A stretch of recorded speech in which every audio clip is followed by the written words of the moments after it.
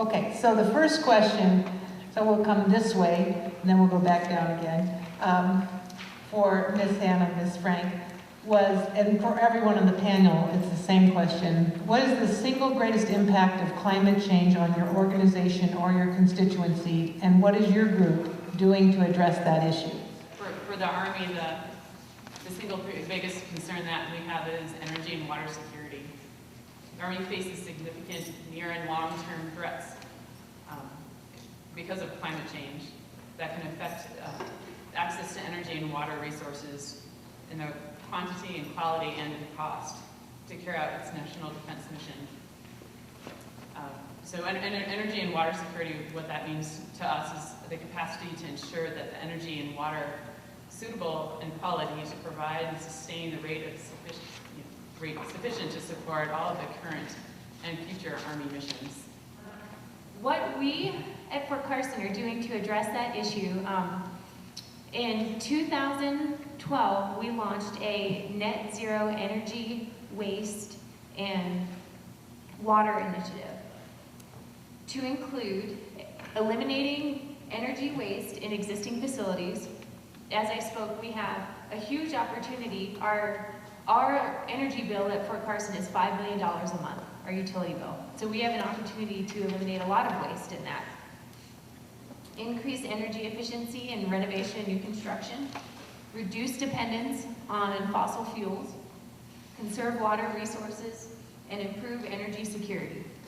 And again, we are trying to reduce reliance on energy infrastructure as part of our initiatives with our solar array and renewable resources. Thank you. We're going by that last name. As I mentioned in my introduction, TriState is a not-for-profit rural electric cooperative. And what that means is we are mission-driven.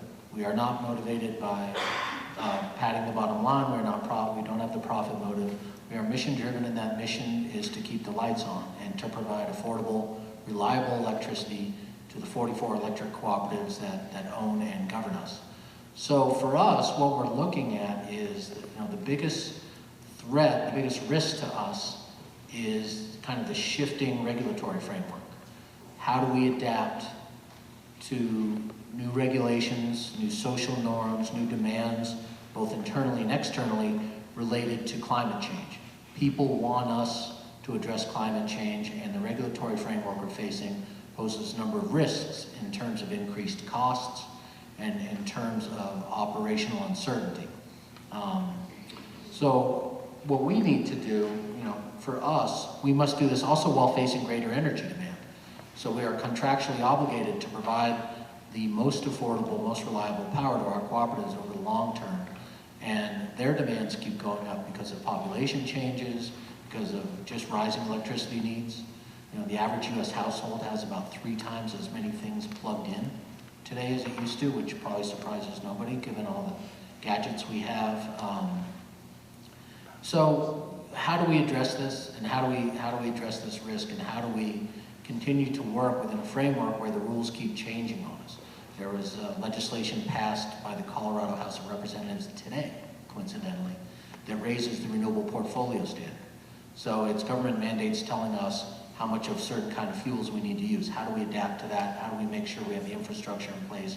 And how do we do all this while continuing to keep the lights on and continuing to keep electricity affordable for our members? So that's the biggest risk to us. And in terms of what we're doing, we're investing in technologies in a number of different ways: carbon utilization, carbon sequestration, and a number of other things. And I can go into more detail later.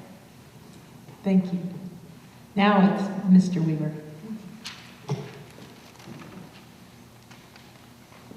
As I mentioned in the introductions, I work for the municipal utility in Fort Collins. And actually, Fort Collins has all of their utility services under one organization. There's water, sewer, light and power, and stormwater. In terms of what I think the city of Fort Collins has seen as the biggest impact that our utilities organizations are trying to deal with is the water side. Not surprisingly, the extensive Hyde Park fire last summer introduced a dramatic change in the Poudre Canyon watershed to the west of Fort Collins, and in fact, even if there weren't some concerns about how the seasonal water pattern is changing, drought or not drought, the fire, of course, is just for some many years into the future changed water quality in that watershed, and our water utility engineers are working to change the systems that bring water into the community to deal with the additional sediments and chemicals and so forth that are now in the mountain water coming down the watershed. Of course, a little more than a decade ago was another drought period, and I think all the Colorado cities were attempting to respond to that.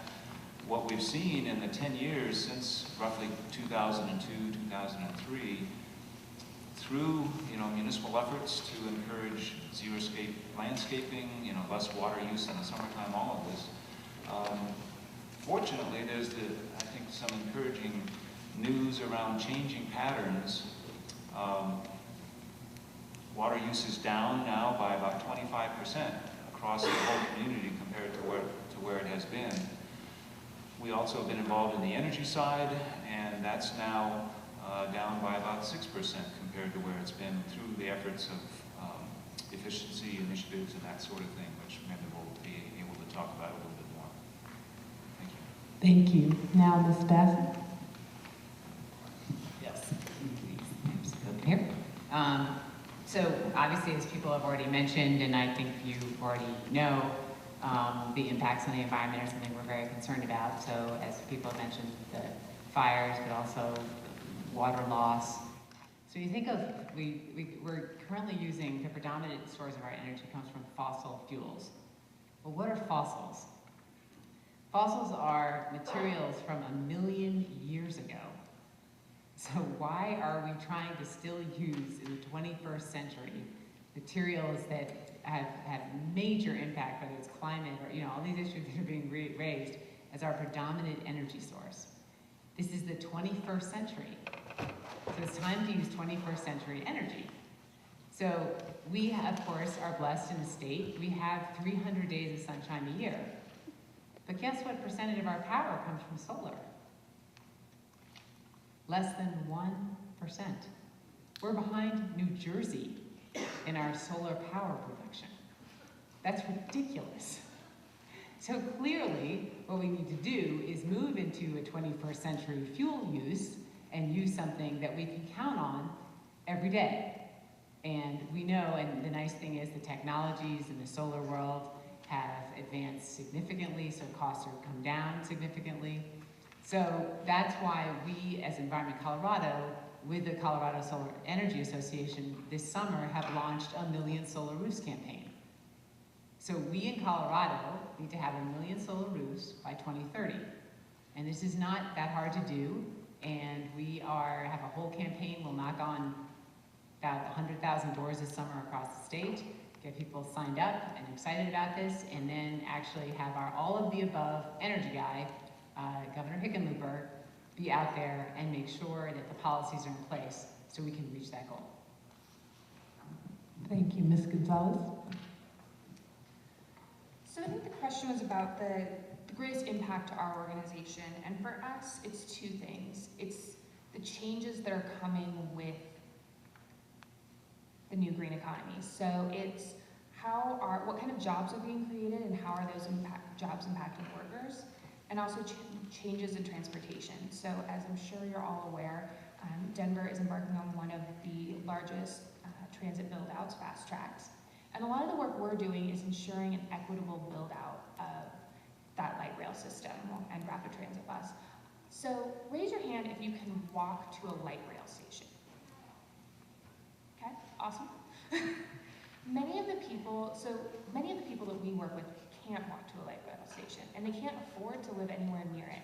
So Union Station is under construction. It's gonna be fabulous when it's all built out, but it's surrounded by $1 million condos. So who can afford to live anywhere near public transit, and then, or who can, live near it, walk near it, and have it take them to their jobs? So some of the work we're doing is making sure that people at all economic levels can actually use that. It's not only good for the environment, but it's also good for the weekly budgets of people who really don't have that much money. If it means that you don't have to own a car, that's a win-win. So that's one of the major things we are doing right now. We have 3 community organizers that are working full-time on equitable transit. And then the other thing that we think a lot about is good jobs. So these million roofs, who is being employed to put those solar panels on, and what kind of job is that? So it costs about, if you have a child and you live in Denver, it costs about $45,000 a year for you and your child to live and not be on any kind of subsidy or calling your mom for help.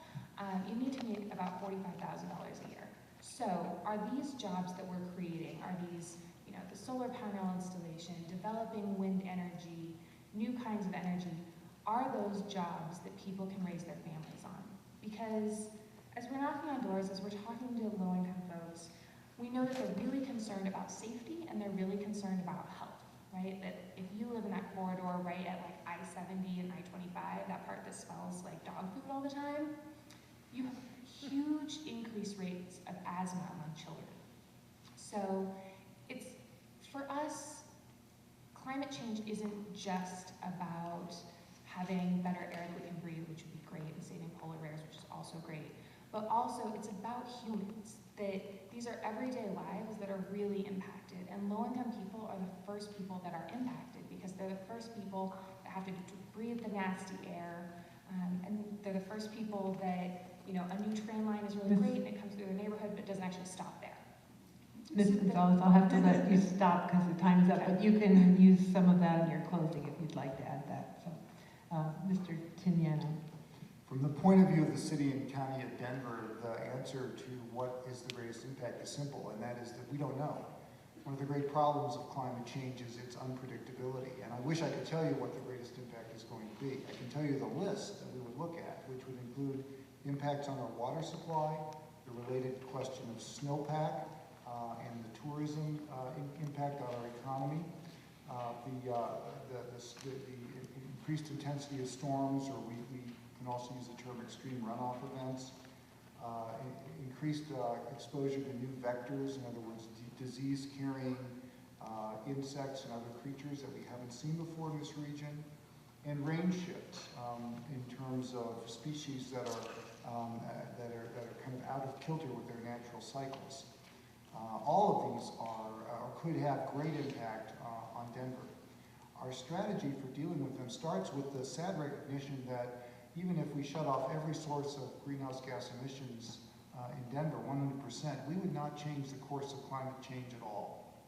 We cannot impact this problem without other communities coming along with us, which is why we have joined in the Mayor's Climate Change Agreement, an agreement, as I mentioned, that has cities representing 90 million people participating, and why we feel that we have to keep winning these, #1 first place awards. We have to set the example, but we also have to bring all of those other cities along with us. That unless we act in concert with cities all over the United States, and in fact all over the globe, we are not going to prevent those worst impacts that I listed a few moments ago. Thank you. And Dr. Kutcher. Well, certainly there's no scientific question about what causes climate change and these various environmental impacts, and that, of course, is burning of fossil fuels and putting carbon dioxide in the atmosphere. It's a greenhouse gas, and it traps the infrared radiation that would otherwise be escaping. So that's what's warming the planet, that's what's causing that. That is pretty well established. And so what are the best ways to address it? Well, the best ways to address it in terms of low cost and doing it soon are to reduce the amount of energy we use, energy efficiency, and also to switch to renewable sources. And so at NREL, what we focus on is improving the efficiency of renewable energy technologies and also lowering the cost of those technologies. Now, as Drew mentioned before, utilities are faced with this issue that as we move away from coal and natural gas toward renewable technologies, there's this issue of variability. They're used to being very finding it easy to control the amount of electricity they put out in the grid. With wind and with photovoltaics, they vary, and so we have to find ways to better integrate them into the grid. And so we just built a new building called the Energy Systems Integration Facility at NREL. And that whole building is really devoted to looking at all these various ways that we can integrate renewables into the grid on a very large scale. We believe it can be done very cost effectively, and that's what we're working on. The other thing I'll mention is we do walk the walk. If you go skiing, when you drive out of, go through the geologic cut and the hogback, you come on I-70 out of the mountains. If you look to the left on the south flank of South Table Mountain, you'll see our campus. We're very energy efficient. The building that I work in is a zero net energy building. We have 4 megawatts of photovoltaics on our campus, 8 megawatts of wind. Basically, we have a wood chip plant that displaces half the natural gas for heating. And so we are very, very energy efficient, and we're always improving in that regard. Thank you.